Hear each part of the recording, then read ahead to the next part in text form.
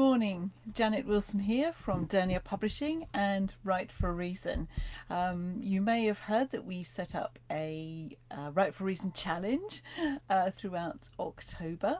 We are doing a little writing exercise every day, which is really good fun. We have our own little Facebook page, which is called Write for a Reason. I think it's called October Challenge. I'll put the link up somewhere so you can come over and join us if you want to. Now, we had planned a Zoom meeting yesterday evening. Only one person made it, so I don't know if there were other people who would have liked to have been there and busy doing other things, or whether technology wasn't working. I know my screen froze a couple of times, so I thought this morning I would hop on and just do a live without any kind of fanfare and just go over some of the material, which I hope you will find useful in some way. It's all about characters. So the first couple of the challenges, the writing challenges, were with characters. I don't know that I've got them handy, but it was about creating engaging characters and what that's all about. So I thought I'd flesh it out a little bit of the things that I was talking about in Zoom last night with Martin, who came along. And so let's go without any further ado. So to start with, a little question. Oh, and if you've got a writing journal and a pen handy, do grab it. You might like to make a few little notes along the way. And also, I've got some exercises for you. So you might like to pause the video and do the exercise, or just jot down what the exercises are, the writing exercises, the assignments, and then do them at the end. Entirely up to you. But I hope you find those really useful too. Much, much better to get involved and do something after you've heard something useful, because that's much more likely to stick in your brain, and you can kind of work things through for yourself and probably learn a lot more from your own writing than you can even from me. So let's start. Here's a question for you. Name a favourite book that you loved, a book that you loved when you were your perfect reader's age. So if you're writing for children who are 8 to 11, what was a favourite book of yours when you were that age? If you're writing for 10 to 14s, again, you know, what was a book that you return to over and over again? Have a little think about that. What is a favourite book? When I was that kind of age in the 70s, used to love the Arthur Ransom books. Look very dated now. Loved Enid Blyton and her famous five. Just exciting adventures, weren't they? What else did I love? I loved the Little House on the Prairie books, and there were some individual books I loved too. Little Women, went back to again and again. Now you've thought of your book, your books maybe that you loved at that age. Have a think. How much of your loving that story was to do with your characters? I would suggest that it has an awful lot to do with the characters. Of course, you want an exciting setting, like the Arthur Ransom stories, set in the lakes in Cumbria. Little House on the Prairie, of course, I'd never been to the States, so it was quite an interesting setting there for me. And lots of other stories that were set in different places. Very exciting when you're young to be able to take on these adventures while you're sitting on your bed or on the floor or on the stairs or wherever it is you happen to be reading. And of course, there need to be a good plot, an exciting plot. Things have got to happen. You've got to be engaged by the plot as well.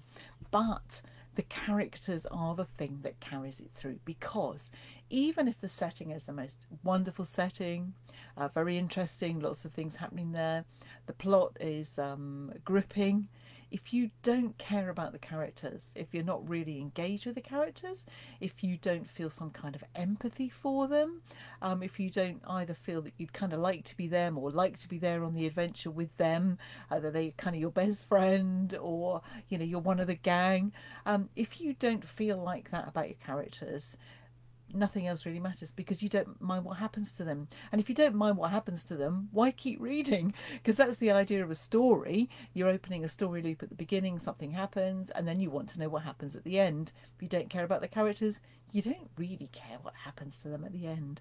So characters, absolutely vital. Fictional characters can be very real to us when we're lost in a novel, so we assimilate thoughts, feelings, ideas and concepts from a story without even realise that we're doing this. And as we identify with the main character in the story, we feel what they're feeling. So if they're going through something, we're going it through with them. If they feel sad, we feel sad with them. Excuse me. If they're having a great time, we smile along, and if they do something funny or something funny happens, then we laugh with them. If they're facing a trial, there we are, rooting for them, wanting them to get through and everything to turn out well, don't we? Or from our armchair. So I suggest that we might like to make our protagonist somebody who will be, if not a hero exactly, at least someone who will inspire our readers, because that inspiration might stay with them all their lives. Think back about that book that we just talked about, that your favourite novel, something that you remember. You're still remembering it now.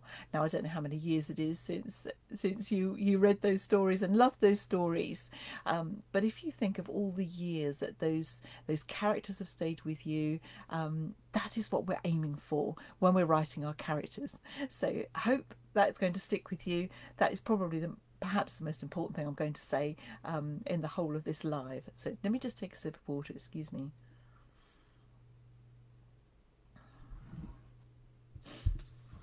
Okay, here's an exercise for you to do about a book that you've read recently. It doesn't have to be a child's novel.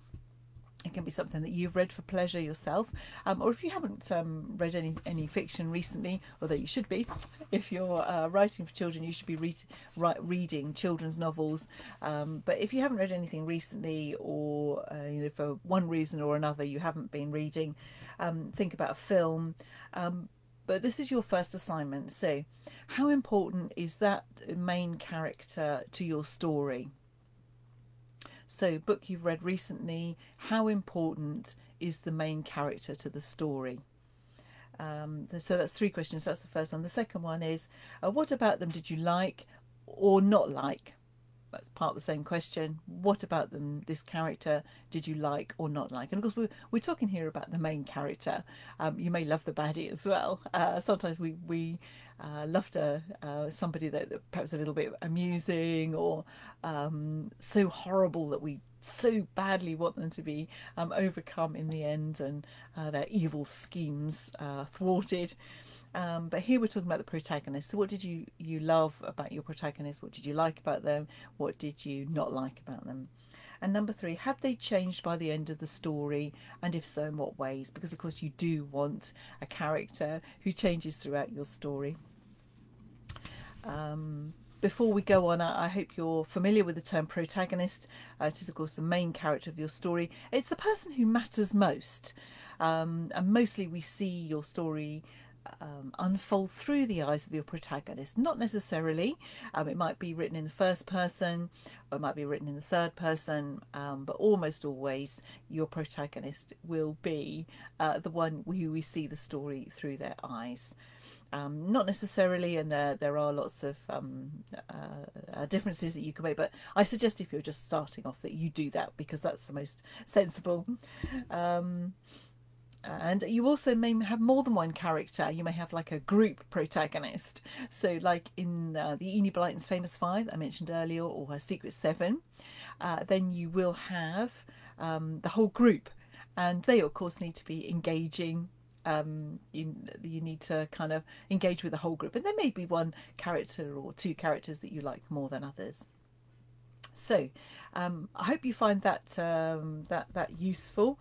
That little checklist, thinking about a book that you have read recently. How important is the main character of the story? What about them did you like and not like? And had they changed by the end of the story? So if you want to put me on pause, do that. If you want to write this down, do that exercise later. It will help you to, when you come to consider your own characters, what's really important, what you really need to add in and not add in.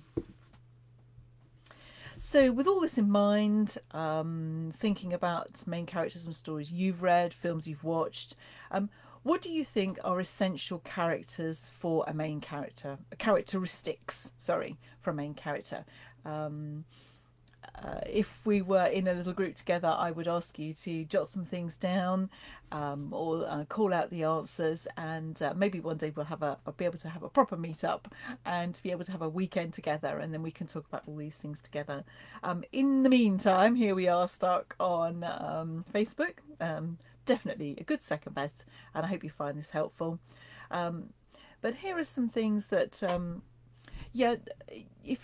write some things down, things that you think are important for a main character, and then come back to this, because I'm going to read some out now, and it may completely ruin your list if I've already read them out.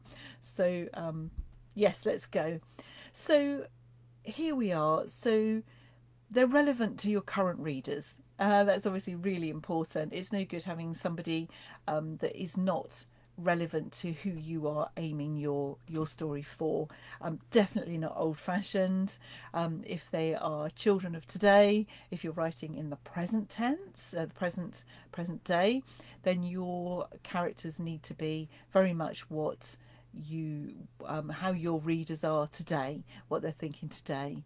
So make sure that you know your readers well, and that your character is relevant for them. I would suggest that your protagonist needs to be courageous. They need to be bold. They may actually be a very timid person. They may be quite shy, but they're going to have to be courageous to overcome all the obstacles that you're going to put in their path. So they need to be courageous. Number 3, they need to use their skills or abilities for good. So the Lord's given us all gifts, hasn't he? So your readers will want to see them using their skills, and that will encourage and inspire them to use their gifts too. Especially younger people, they often feel that, you know, that they're not very good, they're not as good as somebody else, and yet they have such wonderful skills. Every young person has such huge potential, and it'd be great to be able to encourage them to use the skills and the abilities they've got and be encouraged in those. If you can do that through your characters, that's brilliant. I would suggest that they hold on to their integrity, because we don't really want to read about people who get through to the end by stepping on over other people, and being nasty and vicious, and reaching their ends in unethical ways. So I would suggest that you want your character to act with integrity. Of course, they will make mistakes along the way, and they may have to make apologies for things that they've done that aren't quite right, but that would be kind of useful, wouldn't it? They persevere in the face of trials. Otherwise, you're not going to get to the end of your book, of course, are you? So as your trials, your plot points increase in severity, you need to have your character, although they may feel like giving up, they need to be able to get back up again and move on. So they do need to get up after a defeat. And of course, they need to achieve a goal in the end, or perhaps a slightly different one or a better one. But there will be a goal that needs to be achieved. You need to have that story arc from the beginning to the end. They need to grow in faith. That's an important one if we're writing a novel from a Christian perspective. You want your young person reading to be able to see that you know, this protagonist, this character, you know, has come through, and they've perhaps learned a bit about prayer or faith, trust, perhaps being part of a church, and the importance of working together, how you can't kind of be completely on your own, or they may have learned about being able to receive help from other people, how to be inclusive, and for everybody to join in together, and how important that is. You know, there's so many things that you could have in it, so let's move on from that. We do, of course, need to make sure that our character has a life outside of the story that we bring in every now and again, and that's a really useful thing, to have a character profile. We look at this in the Write for a Reason course. You will get lots more than this if you join up for the course.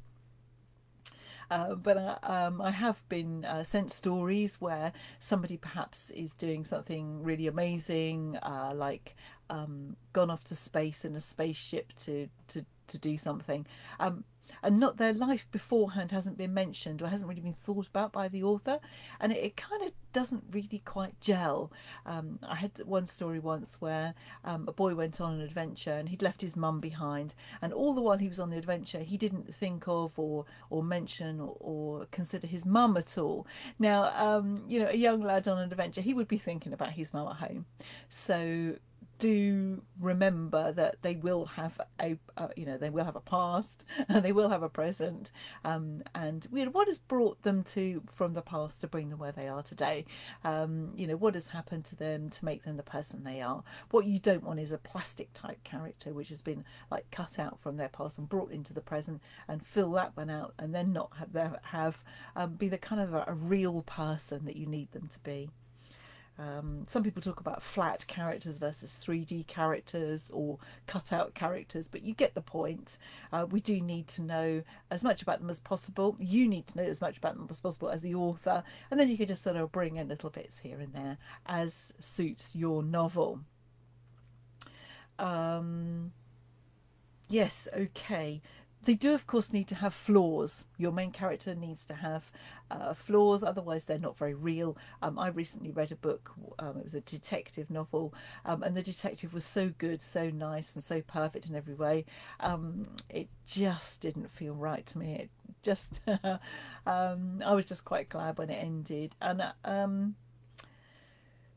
you know, your main character, of course you want to make them inspirational, of course you want to have them being encouraging, but also, who likes a goody two shoes? And nobody likes somebody who just isn't very real.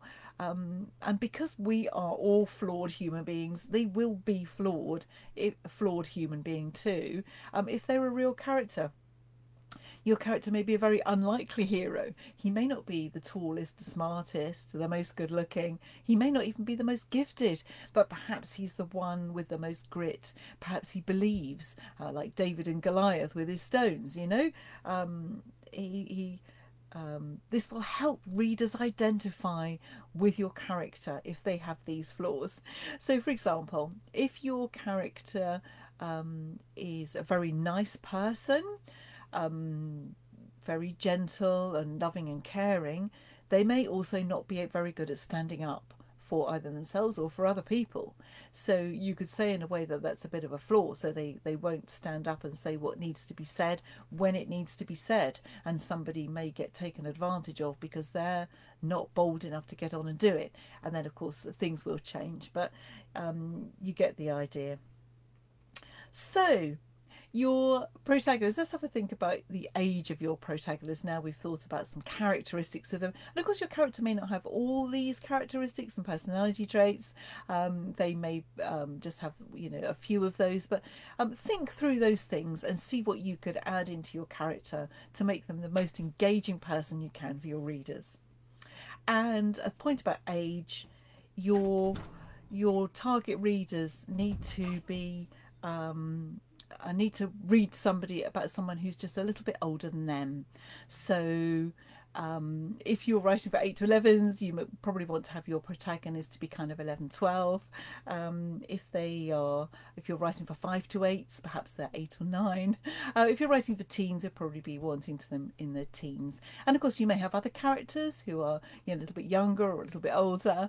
The characters of all different you know, ages, genders and what have you, but do consider the fact that children who are, say, 8 don't want to read about 5-year-old children and the adventures that they have. They've been there, they've done that.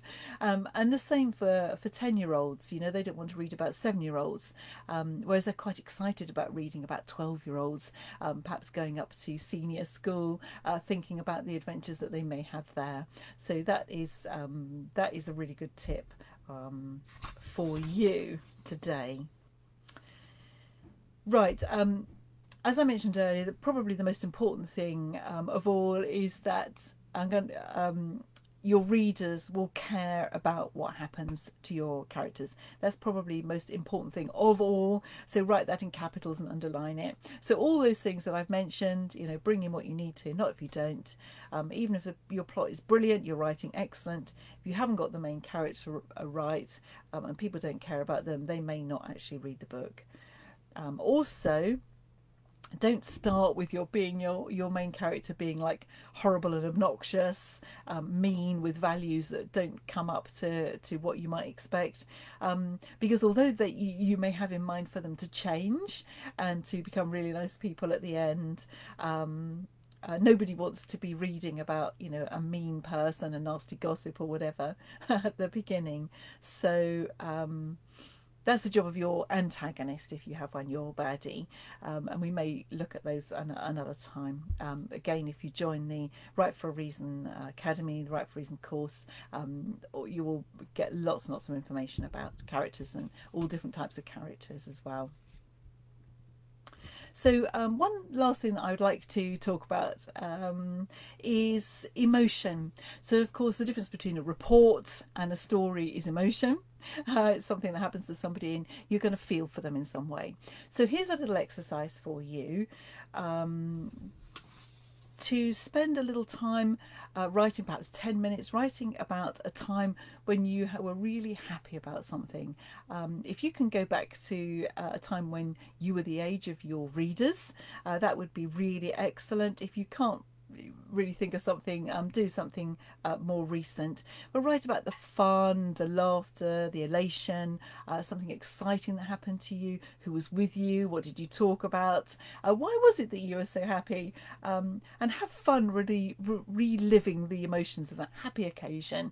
So just 10 minutes of you know, just splurge it all down and how wonderful that time was, who the people were you were with and everything, you know, maybe a holiday or you know, an event that you went on. It may have been a, you know, a long hot summer, or perhaps time on a boat or with friends, a youth club event or something like that. Whatever it was, write about that time and how happy you were, and try and get as much of your own emotions in as you possibly can. Also, the second one is kind of the other side of that. So write about a time where you were deeply moved in some more, what we might consider a more negative way. So a time when you're really lonely. Again, if you can go back to when you were your reader's age, fantastic. And if not, no worries. Pick something that was more recent. The idea is to be able to write as much emotion as you can. So for this second one, feelings of the, you know, the utter misery that you felt and it never seemed to go away. Perhaps a feeling of being trapped. Maybe you even were trapped. Something really terrible that gripped your soul.